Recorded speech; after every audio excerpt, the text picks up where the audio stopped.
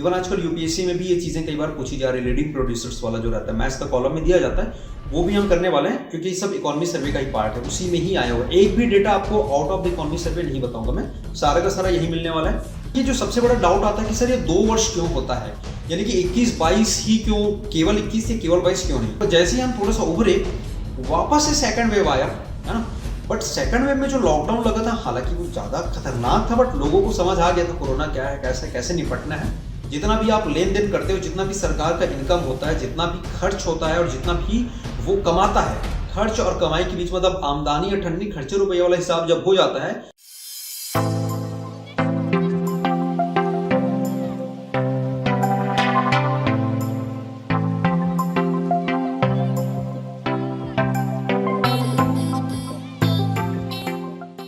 Hello everyone, स्वागत है सभी का अद्वैत एजुकेशन में। और मैं आपका दोस्त और होस्ट तरुण आज आपके लिए लेकर आया हूं इकोनॉमी सर्वे ऑफ इंडिया 2021-22। अब सबसे पहले बच्चों के मन में क्वेश्चन ये आता है कि सर ये 21-22 इसको क्यों बोला जाता है, सर 22-23 क्यों नहीं? क्योंकि हाल ही में अभी बजट भी आपका रिलीज हुआ है, बजट भी पेश किया गया है। बजट में यदि हम वर्ष की हम बातें करते हैं तो वहां पर सर हमको देखने को मिलता है 22-23, यानी कि 22 और 23।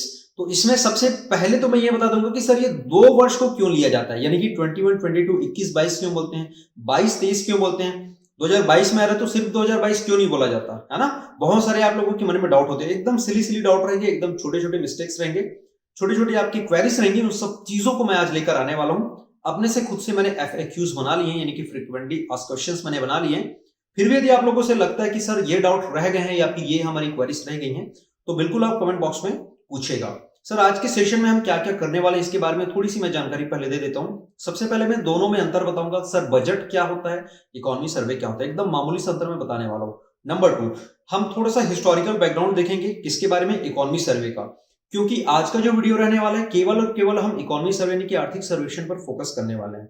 मैंने सोचा कि दोनों को क्लब कर दूं, दोनों को मर्ज कर दूं, लेकिन ये वीडियो बहुत ज्यादा लंबा हो जाता। फिर बहुत सारे बच्चे ऐसे रहते हैं कि रिकॉर्डेड वीडियो थोड़ा सा कम ड्यूरेशन पे देखना ज्यादा पसंद करते हैं, ऐसा समझते हैं हम। तो मैंने सोचा कि बजट का अलग से वीडियो हम बना देंगे, भले छोटा रहे जैसा भी रहे, बजट के लिए अपन अलग से वीडियो बना देंगे। उसके बाद हम लोग क्या देखेंगे सर, पहले तो हमने डिफरेंसेस देख लिया, फिर हम इसका हिस्टोरिकल बैकग्राउंड देखेंगे, फिर हम मुद्दे की हम बातें करेंगे, जो मुख्य जो बिंदु रहने वाले, प्रमुख पॉइंट्स रहने वाले हैं, सेक्टर्स के अकॉर्डिंग क्या क्या कहां कहां पर कितना कितना ग्रोथ किया, कहां कहां पर क्या क्या चीजें डाउन हुई, वो सारी की सारी चीजें देखेंगे। फॉरेस्ट रिजर्व वगैरह थोड़ा सा देख लेंगे, वो सब चीज पूछे जाता है। आपके फिजिकल डिफिसिट की हम यहाँ पर बातें करने वाले हैं, CPI WPI एंड ऑल कितना कितना रेशियो रहा, कैसे कैसा ग्राफ चढ़ा उतरा, उसकी हम बातें करेंगे। उसके बाद हम लोग थोड़ा सा देख लेंगे जो प्रमुख आपके फसल उत्पादक जो राज्य रहते हैं, लीडिंग प्रोड्यूसर्स जिसको बोला जाता है, वो बहुत इंपॉर्टेंट है। स्टेट PCS यदि किसी भी राज्य का एग्जाम आप देते हैं, इवन आप SSC जैसे ये सिंगल डे कोई भी एग्जाम प्रिपरेशन करते हैं, इवन आजकल यूपीएससी में भी ये चीजें कई बार पूछी जा रही है, लीडिंग प्रोड्यूसर्स वाला जो रहता है मैथ्स का कॉलम में दिया जाता है, वो भी हम करने वाले हैं क्योंकि ये सब इकोनॉमी सर्वे का ही पार्ट है, उसी में ही आया हुआ है। एक भी डेटा आपको आउट ऑफ द इकोनॉमी सर्वे नहीं बताऊंगा मैं, सारा का सारा यही मिलने वाला है। और इसके लिए करना होगा आपको यूं, आपको जुड़ना है हमारे टेलीग्राम चैनल के साथ अद्वैत एजुकेशन, एंड मेरे टेलीग्राम चैनल के साथ भी जुड़ सकते हैं आप, अद्वैत एजुकेशन JSP तरुण सर। तो ये दोनों की दोनों लिंक का जो यहाँ पर बायो है वो आपको दिया जा रहा है, तो बिल्कुल इस पे ज्वाइन करिएगा। और इसके बाद हम लोग थोड़ा सा मैपिंग वाला भी देख लेंगे। यहाँ पर बहुत बेहतरीन चीज दिखाई गई है as compare to last economy service. यहाँ पर बहुत सारी अच्छी चीज मैपिंग्स, मतलब मैप के माध्यम से दिखाया गया है।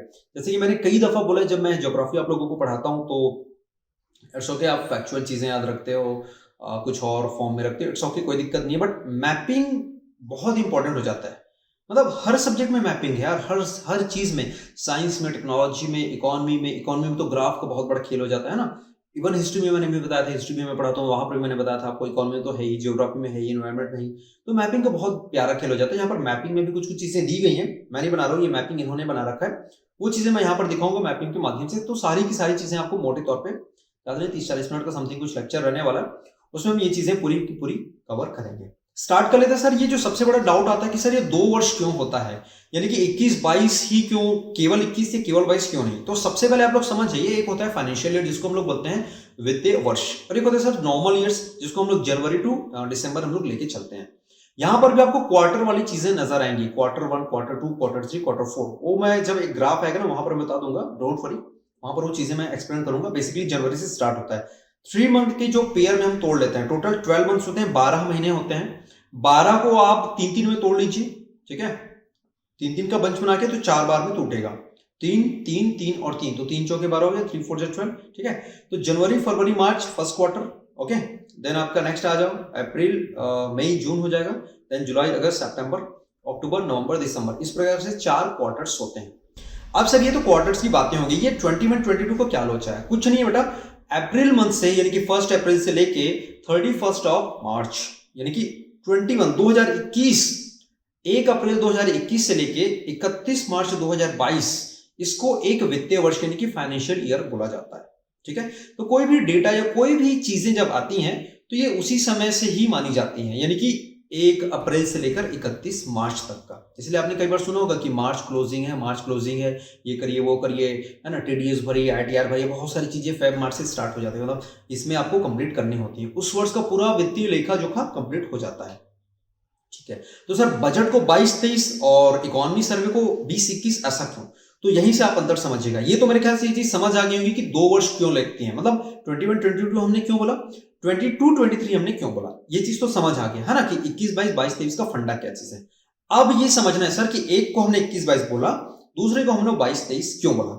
इकोनॉमी सर्वे जो रहता है वो ये होता है कि साल भर में आपकी सरकार ने यानी हमारी सरकार ने क्या किया, क्या क्या चीजों में इन्वेस्ट किया, क्या क्या चीजों में इन्होंने ग्रोथ हासिल किया, कैसे कैसा पैरामीटर्स रहे, कैसे कैसे स्टैट्स रहे, कितना खोया कितना पाया, ये सारी की सारी चीजें जो रहती हैं वो इकोनॉमी सर्वे दिखाती है।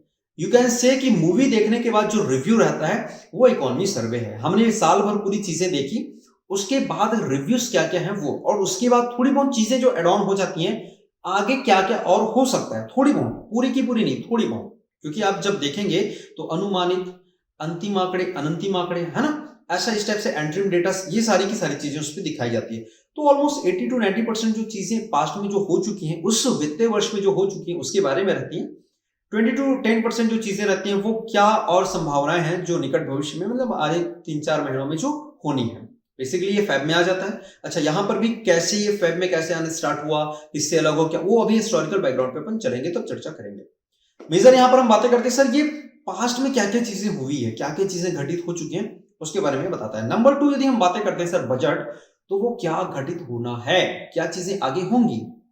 आप जब भी कहीं घूमने जाते हैं, सपोज एकदम सिंपल से एग्जांपल देखें, हम चलते हैं सर, अब यहां से दिल्ली जाते हैं, ठीक है, यहां से जब दिल्ली जाते हैं और वापस जब आ जाते हैं, ये पहले टूर की हम बातें कर रहे हैं, वहां से जब दिल्ली से जब वापस आएंगे, यहां से दिल्ली घूम के आए बढ़िया से, मनाली कहीं भी घूम के आया आपने, तो पूरा एस्टिमेट करोगे, मैं यहां से ऐसा गया, मैं वहां से वैसा गया, मैंने यहाँ पे इतना खाया, मैंने इतना स्पेंड किया, मैंने ये चीज खरीदी, है ना, मुझे यहाँ पे लॉस हुआ, यहाँ पे मेरा पॉकेट मार दिया गया, यहाँ पे मेरा ऐसा हुआ, सबका पूरा एकदम लेखा जोखा आप तैयार करते हो, स्टैट्स देखते हो और उसको कंपेयर करते हो, क्योंकि आप हर साल दिल्ली जाते हो घूमने के लिए, हर साल का कंपेयर यहाँ पे आप दिखाते हो। देखो हमने 17-18 में गए तो हमारे साथ ये हुआ, 18-19 में गए तो हमारे साथ ये हुआ, 20-21 में गए तो हमारे साथ ये हुआ, आप कंपेयर दिखाते हो, यहाँ पे आप कंपेयर दिखाते हो, ठीक है। सो बेसिकली ये रहता है सर, पूरा का पूरा स्टैट्स का खेल होता है, पूरा का पूरा आंकड़े रहता है, इसमें दिखाया जाता है सब चीज, एवरीथिंग, फॉरेक्स रिजर्व क्या चीज है, सारा का सारा चीज, सबके सब इसमें आपको चीजें दिखाई जाती हैं, कैलकुलेट करके, ग्राफ बना के, चार्ट बना के, टेबल बना के, है ना, आपके सामने विजुअलाइज किया जाता है, लोगों को दिखाया जाता है, कौन लाता है, क्या करते हैं, वो सब अभी आने वाले हैं, जस्ट आप अंदर समझिए। सर बजट में क्या होता है, बजट वैसे कल मैं बताने वाला हूँ, उसके बारे में पूरा डिटेल से, परफॉर्मेंस बजट क्या होता है, जीरो बेस बजट क्या होता है, जेंडर बजट क्या होता है, बजट वर्ड आया कैसे, वो सब के सब हम कल वाले यानी जो भी नेक्स्ट लेक्चर आएगा, जो भी नेक्स्ट वीडियो आएगा, उसमें मैं क्लियर करूंगा, वहां पे उसमें वो चीजें मैं वहां पे बताने वाला हूँ। बहरहाल मैं यहाँ पे बातें करने वाला हूँ जो इकोनॉमी सर्वे था, ये पास्ट का रहता है, बट बजट जो रहता है वो आने वाले साल के लिए रहता है। लाइक अब नेक्स्ट ईयर फिर से आपको दिल्ली मनाली जाना है, तो अब आप पिछले चीजों से सीखोगे, दोनों देखो कैसे इंटरलिंक है, दोनों कैसे कोरिलेटेड, पिछले चीजों से सीखोगे, क्या सीखोगे, आप ये सीखोगे सर हम जब आगे जाएंगे तो क्या क्या चीजें हम करेंगे, क्या क्या चीजें हम कैसे स्पेंड करेंगे, हम वहां लास्ट टाइम वहां रुके थे, वहां ज्यादा महंगा होगा, हम इस बार यहां रुकेंगे, सर हमने वहां से खाना खाया था, इस बार हम यहां से खाना खाएंगे। आपका बीओपी जो रहता है, बैलेंस ऑफ जो पेमेंट होता है, ठीक है, उसको आप कैसे आप मेंटेन करके चलोगे, कैसे संतुलित करोगे, ये चीजें, भुगतान संतुलन जिसको बोला जाता है हिंदी में, कैसे आप उसको संतुलित करके, कैसे बैलेंस करके चलोगे, ये चीजें आपको करी जाती है बजट में। बजट मतलब होता ही है कि आपकी आमदनी अधिक से अधिक हो सके और खर्चे कम से कम हो सके। हालांकि संभव नहीं होता, हर बार डिफिसिट आते हैं, तो ये डिफिसिट वगैरह जो सारी की सारी चीजें अभी आके हम देखने वाले हैं, बताने वाले उसके बारे में। ओके, सो ये एक मोटा मोटा आपका डिफरेंसेस जो दोनों के बीच जो अंतर था वो हो गया। सर हम थोड़ा सा अंदर आते हैं जल्दी से, हिस्टोरिकल बैकग्राउंड की यहाँ पर हम बातें करते तो 1950-51 से, यानी कि जब भारत आजाद हुआ था, योजना आयोग बन गया था, कॉन्स्टिट्यूशन हमारा खुद का बन चुका था 1950 के बाद से 50-51 में पहली बार ये जो है आर्थिक सर्वेक्षण है, यानी कि इकोनॉमी सर्वे की ये परंपरा जो है यहाँ से स्टार्ट हुई थी सर। लेकिन 1964 तक बजट और इकोनॉमी सर्वे है ना, दोनों एक साथ पेश किया जाता था, same day by same person. सीधी सी बात है। यहां पर एक और इंपॉर्टेंट फैक्ट मैं बताने वाला हूं आप लोगों को। देखो वो तो 1924 के दौरान 26 के दौरान था कि रेल बजट और जो आम बजट था दोनों को क्लब कर दिया गया, ठीक है ना, दोनों को दोनों क्लब थी उसको सेपरेट कर दिया गया था, सॉरी फॉर दैट, दोनों क्लब थी उसको सेपरेट कर दिया गया। ये आजादी के पहले की बात है, बट यदि हम आजादी से देखते हैं चीजों को, आजादी के पहले की चीजों को छोड़ते हैं हम, ज्यादातर चीजें 1950s 47s की, ये इसके बाद ही हम बातें करेंगे। तो जब भारत आजाद था, जब पहली बार यहाँ पे इंडिया गवर्नमेंट के द्वारा बजट पेश किया गया, रेल बजट और आम बजट यानी कि यूनियन बजट और आपका रेल बजट दोनों सेपरेट हुआ करता था। ये हम आजादी के बाद से हम बातें कर रहे हैं। 24-26 को छोड़ देते हैं, उसी टाइम से ये अलग हुआ था एंड ऑल, हालांकि क्वेश्चंस आया था, वो अलग पार्ट है। हम स्टैटिक या फिर ट्रेडिशनल सब्जेक्ट की हम यहाँ पे बातें करें, we are talking about the economy survey only, ठीक है। सो हम उसकी यहाँ पर बातें करेंगे। दोनों सर सेपरेट पेश किया जाता था, ठीक है। और ये जो बजट है ना, ये तो अपन बाद में आएंगे, लेकिन बजट वाले दिन ही ये आर्थिक सर्वेक्षण पेश किया जाता था। सबसे पहले तो बजट और आर्थिक सर्वेक्षण में देखते हैं, देन रेल बजट एंड आम बजट है उसको हम लोग बाद में देख लेंगे। सर 1964 से हुआ यूं कि बजट के एक दिन पहले इसको पेश किया जाने लगा, किसको, आर्थिक सर्वेक्षण को। अब दोनों का दोनों जो आर्थिक मंत्रालय के वित्त मंत्रालय जो रहता है, मिनिस्ट्री ऑफ जो फाइनेंस होता है, उसी के तहत इसको किया जाता है। कौन करता है सर? ऑफ कोर्स इसको जो ड्राफ्ट करने का काम करता है या फिर ये जो बनाते हैं, जिसके पीछे मास्टरमाइंड होता है, जिसके दिमाग की उपज होती है, वो होता है सर भारत का आर्थिक सलाहकार, नॉट आर्थिक बोलेंगे हम, मुख्य आर्थिक सलाहकार, यानी कि चीफ इकोनॉमिक एडवाइजर, सीईए। अब जल्दी से आप लोगों को कमेंट करके बताना है कि भारत के अभी हाल ही में, मुश्किल से आज वीडियो आई डोंट नो कब रिलीज हो रहा है, हफ्ते भर हो रहे होंगे, जनवरी के एंड में इनका जनवरी के एंड में इनको अपॉइंटमेंट दिया गया था, और ये मैंने अपने शॉर्ट्स में भी बताया था। तो फटाक से सबसे पहले आप लोग कमेंट करिए, वेट नहीं करने की वीडियो के एंड में करेंगे, लाइव सेशन तो है नहीं, अभी कमेंट करके, अभी जितने भी बच्चे यहाँ पर वॉचिंग है, जितने बच्चे हमको देख रहे हैं, अभी तुरंत कमेंट करना कि भारत के अभी रिसेंटली अपॉइंटेड सीईए यानी कि चीफ इकोनॉमिक एडवाइजर कौन है। तो इनके तत्वाधान में, इनके देखरेख में ये जो आर्थिक सर्वेक्षण है वो रिलीज किया जाता है। लेकिन चूंकि यह पोस्ट खाली था, अचानक से जस्ट इकोनॉमी सर्वे जारी करने के 1-2 दिन पहले इनका अपॉइंटमेंट किया गया, है ना। तो यह जो कार्यभार है वो किसी और व्यक्ति ने देखा, वो थे सर भारत के मुख्य ना होकर के प्रधान आर्थिक सलाहकार, यानी कि प्रिंसिपल इकोनॉमिक एडवाइजर, पीईए। ये भी आपको कमेंट करके बताना, ये दोनों के दोनों नाम जल्दी से आप लोग कमेंट करना, CEA of the India and PEA of the India, यानी कि चीफ इकोनॉमिक एडवाइजर एंड आपका जो प्रधान इकोनॉमिक एडवाइजर, है ना, यानी कि जो आपका बोल सकते हो प्रिंसिपल इकोनॉमिक एडवाइजर, ठीक है। तो ये दोनों की दोनों चीजें आप मेरे को जल्दी से कमेंट करके बता देना। I will watch later when I will finish this video, है ना, वीडियो फिनिश होने के बाद मैं इसको देखूंगा। तो सर मुख्य बात ये थी कि 64 में ये दोनों की दोनों परंपराएं अलग कर दी गई। पहले आप आर्थिक सर्वेक्षण लेके आएंगे, देन नेक्स्ट डे आप बजट पेश करेंगे।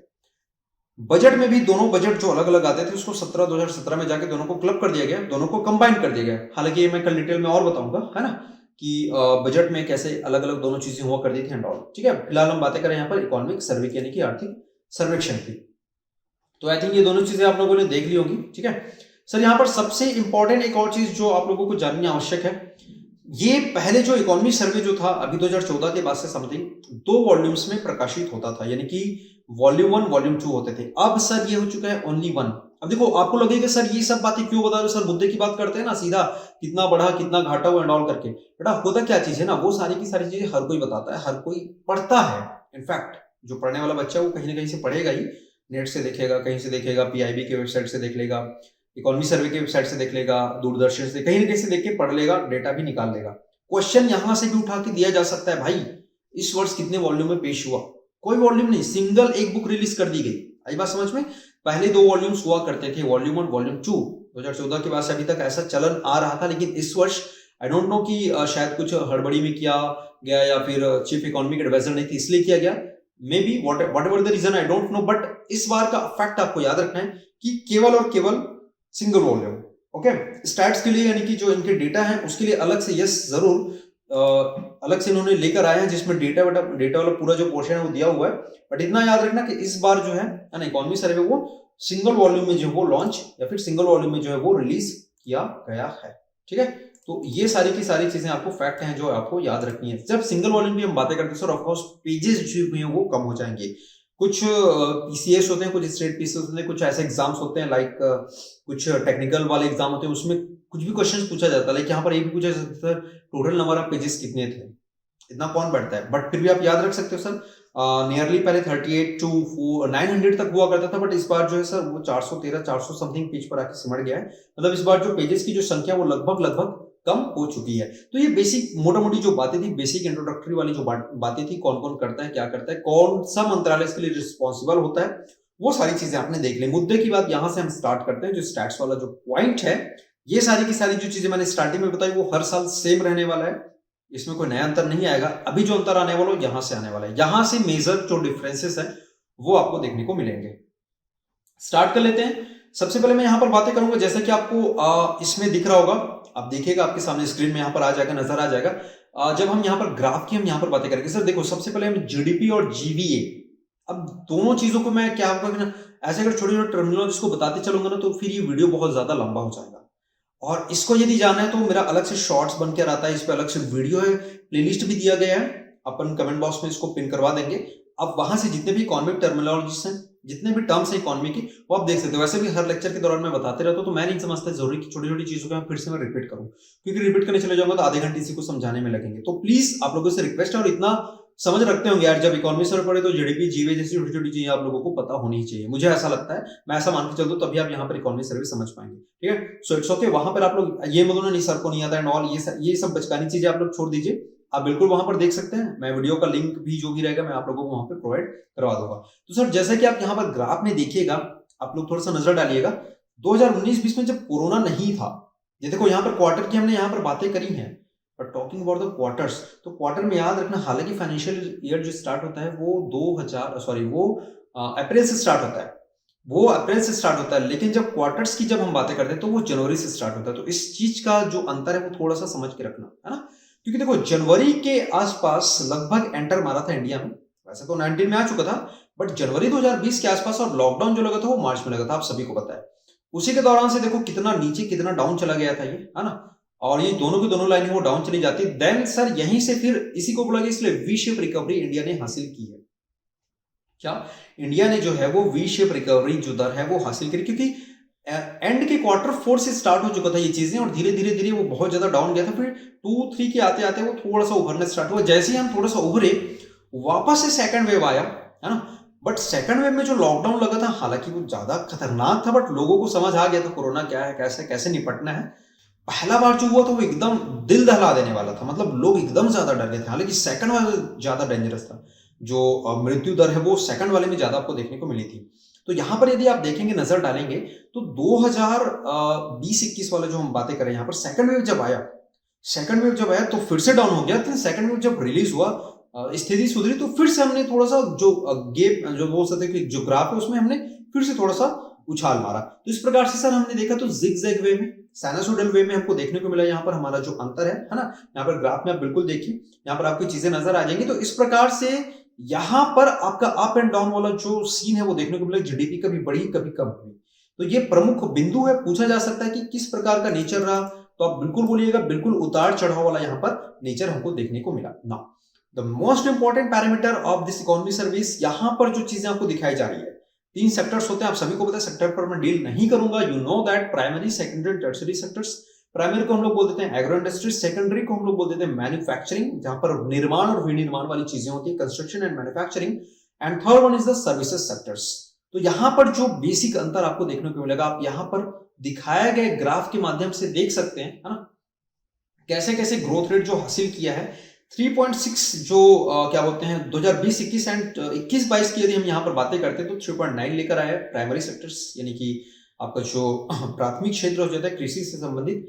सेकेंडरी यानी कि इंडस्ट्री वाले सेक्टर्स की यदि हम यहाँ पर बातें करते हैं, तो सर -7 से ये सीधा सीधा जंप मारे 11.8, यानी कि हम बातें कर सकते हैं तो सर लगभग 18% का यहाँ पर गैप हमको देखने को मिला है। प्राइमरी की हम बातें करते हैं तो 3.6 to 3.9, it's not major difference, but yes this is always positive growth, हमेशा पॉजिटिव में रहा है। सेकेंडरी और सर्विसेज जो सेक्टर है वो लास्ट टाइम बिल्कुल नीचे जा चुके थे, इस बार उभर के आ चुके हैं और बहुत बड़े अंतर से गए हैं। सेकेंडरी जो बहुत बड़े अंतर से गया है, -7 से सीधा 11.8 पर आके पहुंचा है।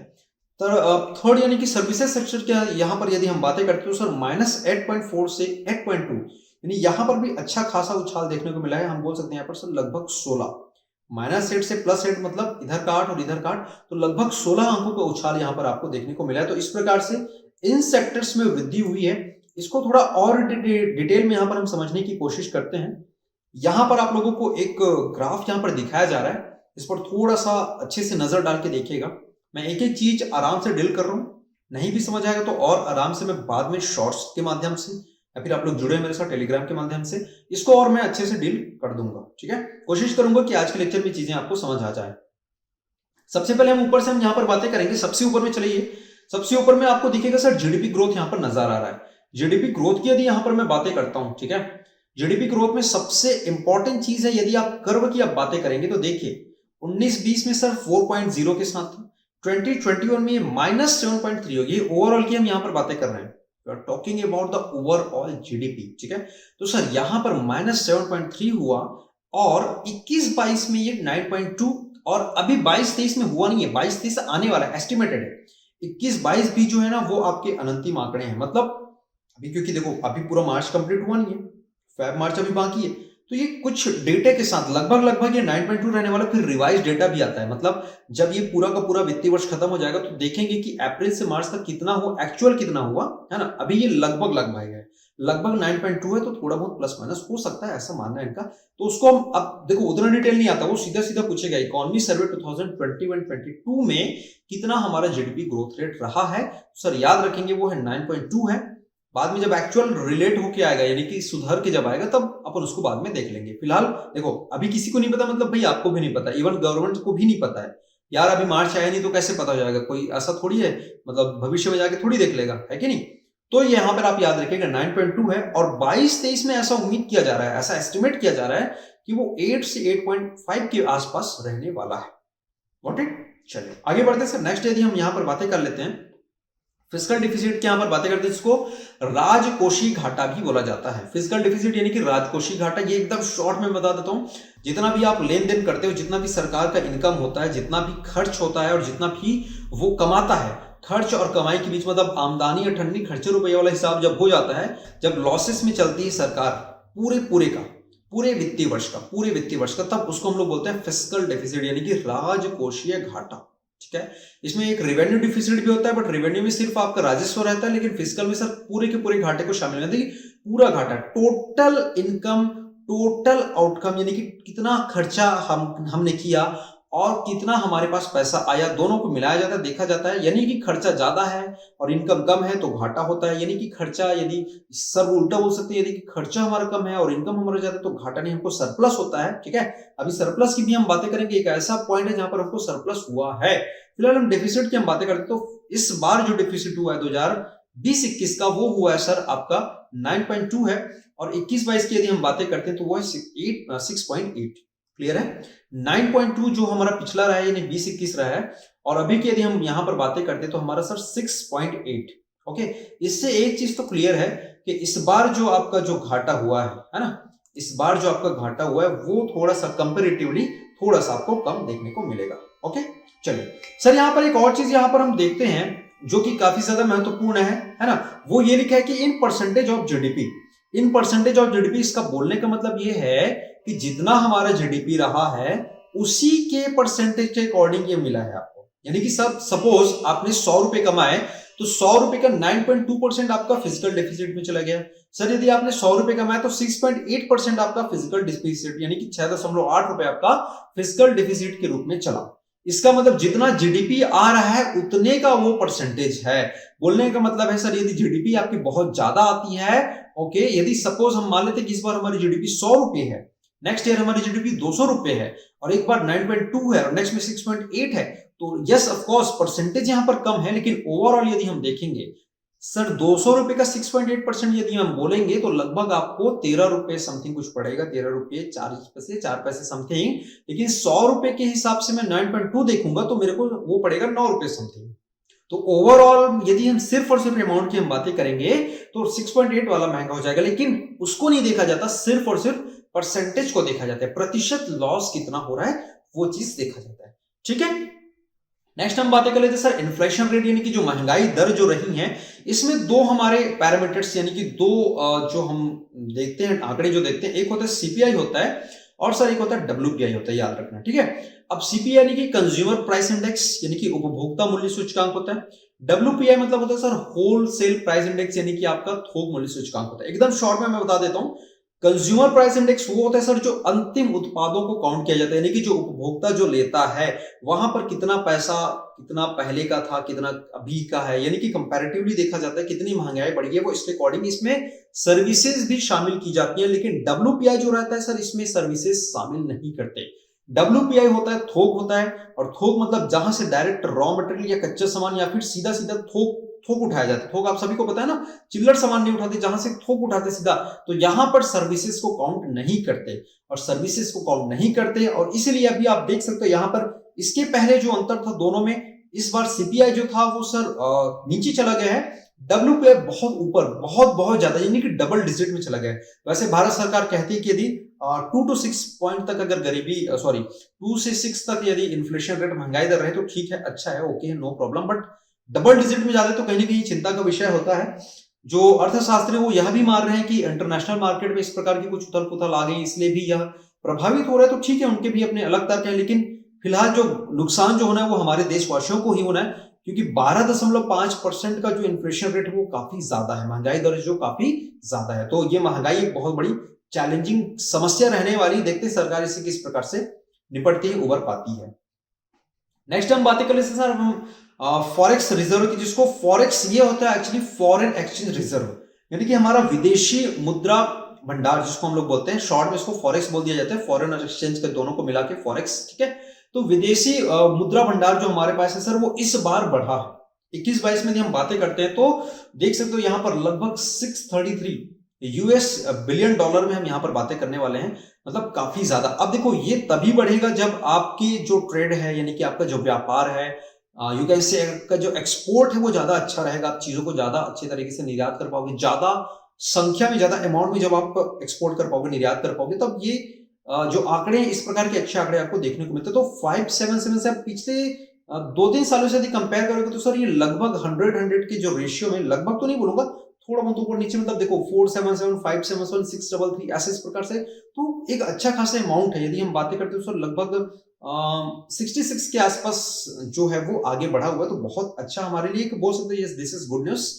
एंड सर यहाँ पर सेक्टर वैसे यदि हम बातें करते हैं प्राइमरी, सेकेंडरी एंड टर्शियरी, तो प्राइमरी सेक्टर जो कृषि वाला जो है वो लगातार टॉप पर बना हुआ है, मतलब टॉप इन द सेंस ये कभी नेगेटिव नहीं गया है। क्वेश्चन अभी पूछा गया था कि स्टेट पीसीएस का या कुछ एग्जाम था वहां पर ये भी पूछा गया था कि कौन सा सेक्टर है जो कभी नेगेटिव नहीं गया, और ये आश्चर्य की बात है कि सर सच में प्राइमरी सेक्टर है जो बहुत मतलब rarest of the rare chance है कि कभी नेगेटिव जाए वो, क्योंकि कृषि एक ऐसी चीज है, जब इनइलास्टिक कर्व वगैरह की सब जब बातें करते हो वहां पर देखते हो, कृषि एक ऐसा पैरामीटर होता है कि वो नेगेटिव जा ही नहीं सकता, इंसान को डिपेंडेंट होना ही पड़ेगा खाद्यान्न वाली चीजों के लिए, तो कृषि से तो उपज होनी है, नो डाउट कि थोड़ा कभी ज्यादा कम अकाल वगैरह कुछ आता है और कुछ होता है तो थोड़ा कम ज्यादा बैलेंस हो सकता है, but it's okay, generally positive में ही रहता है।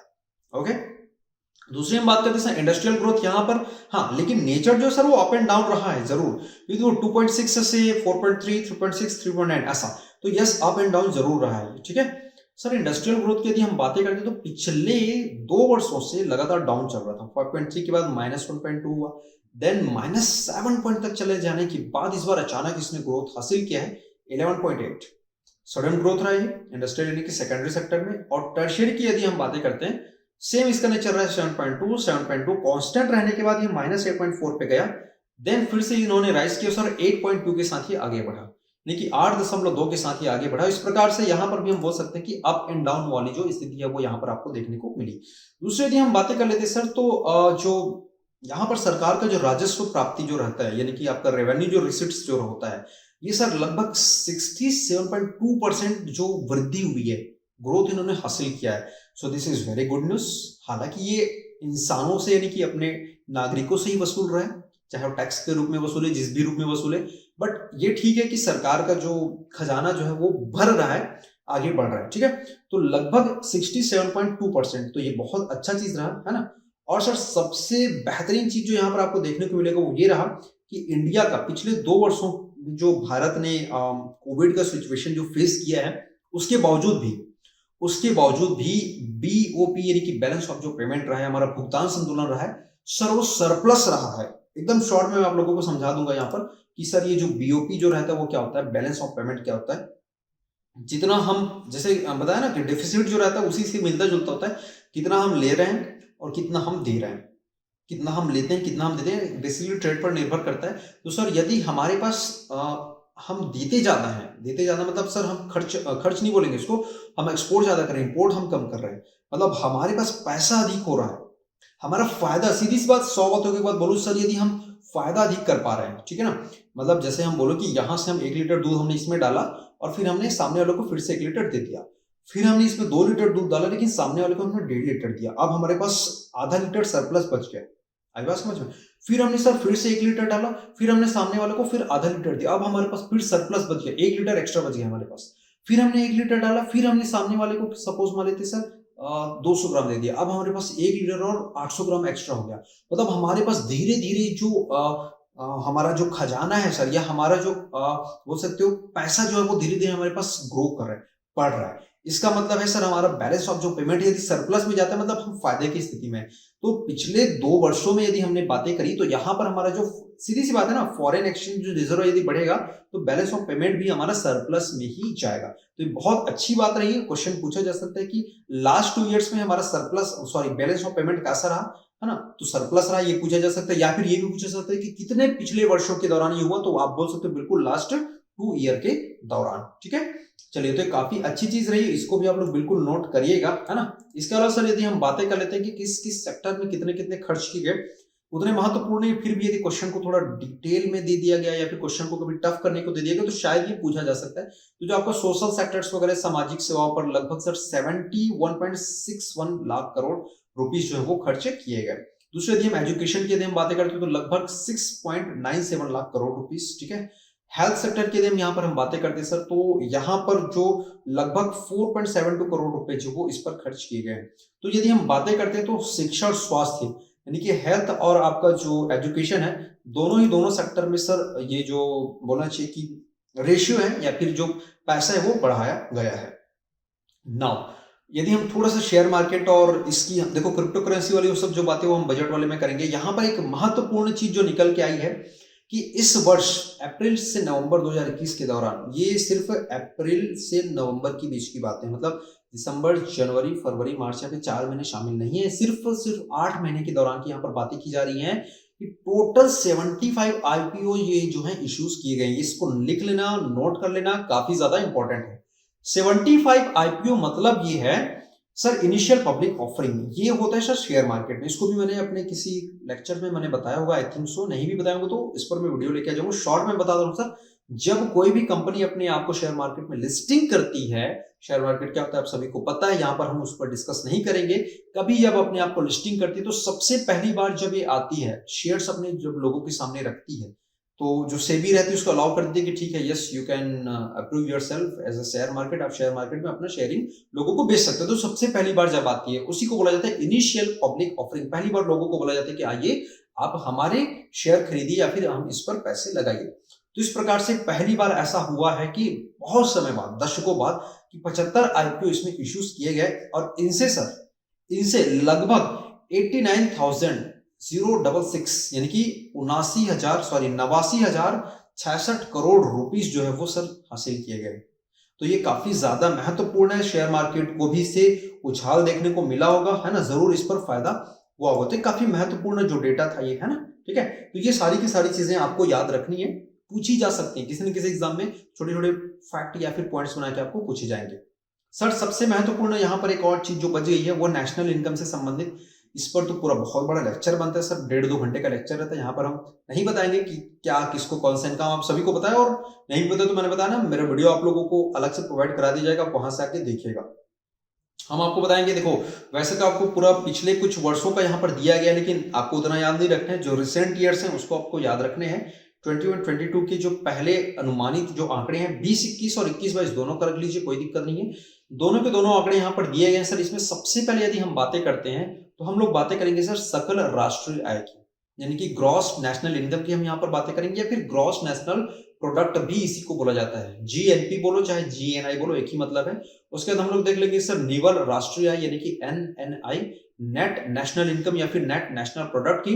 देन हम यहाँ पर बातें करने वाले हैं प्रति व्यक्ति राष्ट्रीय आय, यानी कि आपका जितना भी पर कैपिटा इनकम जो रहता है हम उसकी यहाँ पर बातें करते हैं। सिंपल सी बात है, पर कैपिटा इनकम कैसे निकाला जाता है, जितना इंडिया का उस समय पॉपुलेशन है ना, उस पॉपुलेशन को हम सर डिवाइड कर देंगे। किससे डिवाइड करेंगे, जितना नेशनल इनकम है यानी कि नेट नेशनल इनकम है, यानी कि निवल राष्ट्रीय आय जो हमारी रहती है उसको हम डिवाइड कर देंगे। नीचे हम लोग लिख देंगे पॉपुलेशन, जितना हमारा जनसंख्या है वहां से निकल जाएगा सर पर कैपिटा इनकम। और मैंने कई बार आप लोगों को अपने लेक्चर्स में बताया है, पर कैपिटा इनकम जो होता है वो सबसे अच्छा सोर्स या फिर सबसे अच्छा इंडिकेटर माना जाता है किसी भी देश की आर्थिक स्थिति का।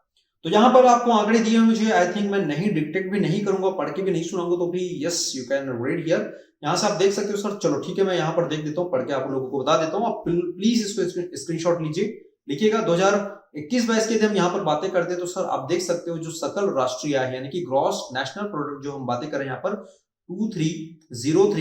87722, ठीक है, ये रुपीस करोड़ में है ये, ठीक है, ऊपर आपको दिया गया रुपीस करोड़ में है ना। और यदि हम यहाँ पर सर यहाँ पर यस दो आपको कीमतें नजर आएंगी, यानी कि दो रेट आपको नजर आएंगे। एक जो रहता है सर इसको हम लोग बोल देते हैं वर्तमान कीमत यानी कि आपका करंट प्राइस, और एक जो रहता है सर उसको बोला जाता है सतत कीमत, यानी कि जो रहता है आपका स्थिर दर पर, जो बेस ईयर पर उसको लेकर किया जाता है ना। तो ये दो जो आपके जो आंकड़े रहते हैं वो दिए जाते हैं, एक जो चालू वित्तीय वर्ष का उस पर आधारित रहता है, और एक आपको जो पिछले वर्ष के दौरान का जो तुलना किया जाता है यानी कि बेस ईयर जो रहता है। जैसे फिलहाल अभी जो आधार वर्ष है वो 2011-12 को रखा गया है। तो इस प्रकार से सर आप इसको देख सकते हैं, यहाँ पर दो डाटे, दोनों के दोनों डेटा जो है आपको याद रखने हैं, बिकॉज दोनों के दोनों जो है वो इंपॉर्टेंट है, दोनों के दोनों आपको याद रखने, मतलब कुल मिलाकर यहाँ पर 6 डेटा आपको याद रखने हैं। उन 6 डेटा में सर यहाँ पर जैसे कि मैंने आप लोगों को रीड करके बताया, सबसे पहले यदि हम बातें कर लेते हैं जीएनपी की, यहाँ पर हम बातें करेंगे वर्तमान कीमत पर यानी कि आपके करंट प्राइस पर। तो आपको मिलने वाला सर 23038772, और यदि हम इसको सतत कीमत के यहाँ पर यदि हम बातें करते हैं सर तो यहाँ पर आपको मिलने वाला है 146 है ना 40445। दूसरे यदि हम यहाँ पर बातें कर लेते हैं सर निवल राष्ट्रीय आय, निवल यानी कि आपका नेट नेशनल प्रोडक्ट या नेट नेशनल इनकम, तो आपको ये मिलेगा सर 20573371। एंड आपका जो क्या बोलते हैं फिक्स जो स्थिर कीमत है उस पर जो यदि हम बातें करते हैं तो वहां पर आपको मिलने वाला ये 12861032। ओके, नाउ आपका पर कैपिटा जो इनकम रहने वाला है सर यहाँ पर आपको मिलने वाला है 1,50,326। काफी ज्यादा और काफी महत्वपूर्ण आंकड़ा है ना, 1,50,000। वहीं जब हम जो सतत कीमत पर यदि हम बातें करते हैं तो सर ये लगभग देखो मैं बोल सकता हूँ कि 50,000 से भी कम है सर, क्योंकि देखो 93,973 यानी कि 93973, यहाँ पर 1.5 लाख और यहाँ पर लगभग 93, मतलब आप समझ सकते हो लगभग 1.5 गुना यहाँ पर आपको देखने को मिलेगा। तो इस प्रकार से जो ये अंतर है, दोनों के दोनों चीजें आपको याद रखनी है, पूछी जाती हैं सर, पूछी गई है, बहुत सारे एग्जाम में इसको पूछा गया है। तो ये जो डिफरेंसेस है, ये जो अंतर है, ये अपने को याद रखने हैं सर। अब इसके बाद यदि हम बातें करते हो तो यहाँ पर सबसे महत्वपूर्ण, जहां तक मैं समझता हूं कि ये जो अभी जो डेटा मैंने बताया वो डेटा हो गया। नंबर 2 अभी जो मैं बताने वाला हूं क्रॉप से यानी कि आपके एग्रीकल्चर से संबंधित ये पूछे जाते हैं, कई एग्जाम पूछे गए हैं, टॉप या लीडिंग प्रोड्यूसर्स। और सर आपको करना कुछ नहीं है, जितने भी मेरे बच्चे पुराना पढ़े हुए हैं, ये मेरा वीडियो भी आप लोगों को सर्च करोगे यूट्यूब में तो मिल जाएगा, पुराना भी मैंने बताया हुआ सर, वहां पर भी यदि हम यहाँ पर बातें करेंगे तो उसको भी मैंने बताया, उसमें ऑलमोस्ट 95% सेम डेटा मिलने वाला है ऑलमोस्ट, क्योंकि मैं तो पढ़ा है मुझे याद है, ऑलमोस्ट 95% सेम डेटा मिलने वाला है। फिर भी यहाँ पर आप लोग को एक बार मैं दिखा रहा हूँ, एक बार जरा नजर डालिएगा यहाँ पर। सबसे पहले यहाँ पर हम लोग बातें कर लेंगे सर टॉप जो प्रोड्यूसिंग या लीडिंग प्रोड्यूसिंग स्टेट है, कौन कौन सा आपका जो खाद्यान्न है वो, और कौन कौन से स्टेट है वो। तो चलिए स्टार्ट करते हैं, एक बार नजर डालिएगा यहाँ पर। सबसे पहले हम बातें कर लेते हैं सर राइस की यानी कि चावल की। तो यहाँ पर आप देख सकते हैं पश्चिम बंगाल जो टॉप में है, लास्ट टाइम भी पश्चिम बंगाल टॉप में था, इस बार भी टॉप में है। इधर साइड में जो आपको जो डेटा दिया हुआ है ना, कितना परसेंट लिया, क्या किया, वो याद रखने की नीड नहीं है। रिकमेंडेशन तो मेरा यही कि मत याद रखिए, उतना याद रखने से कोई मतलब है नहीं, ठीक है सर। यदि वीटी गेहूं की हम बातें करते हैं तो सर यहाँ पर यूपी नंबर 1 है अगेन। अच्छा, यहाँ पर चावल में यदि आप दूसरे नंबर 2 नंबर 3 यदि देखने जाए तो बिल्कुल यहाँ पर लिस्टिंग दी गई है, मैं पूरा डिटेक्ट नहीं करूंगा, आप बिल्कुल इसको देखिए, स्क्रीनशॉट लीजिए, और इस पूरे डेटा को टॉप 3 यदि लिखना है तो बिल्कुल लिख सकते हैं, कोई इश्यूज नहीं। बट जो टॉप 1 पे है उसको जरूर याद रखिएगा। गेहूं या व्हीट की यदि हम बातें करें तो यहाँ पर यूपी नंबर 1 पे है। मक्का में अगेन कर्नाटक नंबर 1 पे है। टोटल जो मोटे अनाज होते हैं सर, है ना, ओट्स आपके जो सेल्स होते हैं उसमें सर मोटे अनाज में जितने भी आपके, उसमें राजस्थान जो है वो नंबर 1 पे, याद रखना, ठीक है। सर चना की यदि हम बातें कर लेते हैं तो सर यहाँ पर कर्नाटक जो है वो नंबर 1 पे रहने वाला है। ओके, एंड जो तुअर जिसको हम लोग अरहर भी बोलते हैं सर, यहाँ पर राजस्थान जो है वो आपको नंबर 1 देखने को मिलेगा। सर यहाँ पर कुल दालें, टोटल जो दाल मिलने वाले हैं, ठीक है ना, टोटल जो पल्सेस हैं उसमें भी राजस्थान नंबर 1 पे है। तो कभी एमपी देगा ऑप्शन में तो मत डाल देना बेटा, एमपी तो नंबर 3 पे चला जा चुका है। कुल दलहन में, टोटल दालों में, टोटल पल्सेस में आपको राजस्थान जो है वो नंबर 1 मिलने वाला है। ओके, और टोटल जो फूड क्रॉप्स हैं, टोटल खाद्यान्न है, उसमें यूपी नंबर 1 मिलने वाला है। तो ये दो चीजें आपको याद रखनी है। टोटल आपकी जो खाद्यान्न होते हैं, टोटल खाद्यान्न यानी कुल खाद्यान्न, टोटल जो फूड आपके आइटम्स होते हैं उसमें यूपी नंबर 1 पे है, और टोटल जो पल्सेस हैं उसमें आपको क्या बोलते हैं, राजस्थान जो है वो आपको नंबर 1 यानी कि टॉप में देखने को मिलेगा। चलिए आगे देख लेते हैं और कौन कौन सा यहाँ पर। तो सर यहाँ पर यदि हम बातें करते हैं, है ना, तिलहन यानी कि जितने भी ऑयल सीड्स है यहाँ पर हम बातें करेंगे, तो मूंगफली में सर गुजरात अगेन नंबर 1 पे है, ठीक है। सरसों में फिर से राजस्थान जो है नंबर 1 पे, पुराने लगभग वही डेटा है। सोयाबीन में अगेन मध्य प्रदेश का एक क्षेत्र राज्य है यहाँ पर, ठीक है। सोयाबीन में भी अगेन नंबर 1। सूरजमुखी यानी कि सनफ्लावर में भी आपका जो कर्नाटक है वो नंबर 1 पे है। टोटल यदि हम ऑयल सीड्स की यहाँ पर बातें करते हैं, कुल तिलहन की यदि हम बातें करते हैं, ठीक है ना, तो कुल तिलहन में सर राजस्थान जो है वो नंबर 1 पे रहने वाला है। ओके, नाउ गन्ना की यदि हम बातें करते हैं सर, शुगर कैन की, तो यहाँ पर यूपी नंबर 1 पे है, उत्तर प्रदेश नंबर 1 पे है। कपास में सर देखो ये पलटी मार गया यहाँ पर, मेरे को जहां तक लग रहा है, जहां तक मुझे ऐसा लग रहा है कि कपास वाला ही एक डेटा है जो चेंज हुआ है। एक बार आप लोग और थोड़ा सा देखिएगा जरूर। जहां तक मुझे ऐसा लग रहा है कि कपास वाला जो डेटा है ना वही आपका चेंज हुआ है, क्योंकि कपास में भी लास्ट टाइम गुजरात था, कॉटन में गुजरात नंबर 1 पे था, इस बार महाराष्ट्र ने रिप्लेस कर दिया है। तो ये शायद आप लोगों को पूछ सकता है, और दोनों आगे पीछे होते रहते हैं। इस बार भी गुजरात को रिप्लेस करके महाराष्ट्र जो है वो नंबर 1 आ चुका है, ठीक है। आगे जो नेक्स्ट टाइम लास्ट हम देख लेते हैं सर, जूट और जो आपका मेस्टर जो रहता है, यानी कि जूट पर्सन वाली जो चीजें रहती है, उसमें आपका जो नंबर 1 है सर वो आपको एज यूजुअल आपको देखने को मिलेगा, वो है आपका पश्चिम बंगाल। तो पश्चिम बंगाल आप सभी को पता है जूट के मामलों में ये लगभग 70-75% जो जूट का प्रोडक्शन है वही उसी एरिया पे ही होता है। तो इस प्रकार से ये जो डेटा आपने देखा वो काफी महत्वपूर्ण है, आपको पूछा जा सकता है।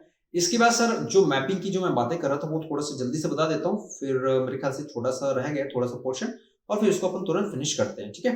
तो यहाँ पर हम देख सकते हैं सर, आपको नजर आ रहा होगा, है ना, यहाँ पर आप लोग एक बार नजर डालिएगा, ये रोड नेटवर्क और की यहाँ पर बातें की जा रही है। तो कई बार क्वेश्चंस पूछा जाता है, आप लोगों को लगता ही होगा ना कि अरे सर ये इतना डीप क्वेश्चन कहाँ से पूछ दिया गया, ऐसा तो कभी आता नहीं एंड ऑल, ऐसा वैसा। बट कोई दिक्कत नहीं, आपको ये चीजें याद रखनी है, क्योंकि आपको चीजें पूछी जा सकती हैं, ठीक है। अलग अलग एग्जाम में कई बार मैंने देखा है, कई जगह पूछा जाता है, कई जगह पूछा गया है, ठीक है। तो ये चीजें आप लोगों को ऐसे स्किप नहीं करने के लिए, नहीं सर इसको हम लोग क्या करेंगे याद करके। तो यहाँ पे आप देख सकते हो रोड नेटवर्क है ना।